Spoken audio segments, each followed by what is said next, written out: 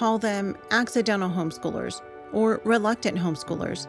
Their stories, like ours, weren't that unusual. So many of the families we met never planned to homeschool. It hadn't always been that way. Homeschooling wasn't even legal in all 50 states until 1993. Just a few decades ago, parents had to make tough decisions if they wanted to homeschool. I have such a vivid memory of having homeschooled for about 6 months and being in tears one morning during my quiet time, just saying, Lord, remember me, this person you made so extroverted. I now have no friends.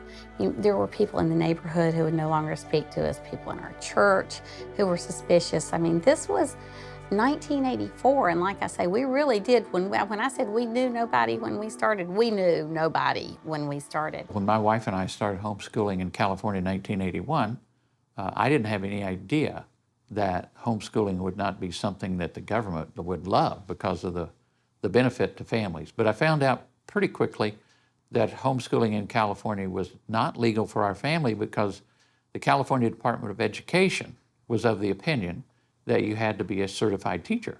We had to fight. Like, we had people that we knew were being threatened with jail time, with fines, maybe having their children taken away from them when they were just trying to give their children a great education. Everybody was going through their own set of circumstances. Mm-hmm. And some people were very free, like in Georgia or North Carolina.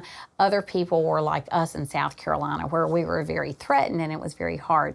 We found out fairly early this was going to be exciting and interesting because as a lawyer, which I am, I take an oath to uphold the constitutions of California and the U.S. and abide by the laws of the state of California. So now all of a sudden I'm thinking, wait a minute, they're saying that I'm not legal.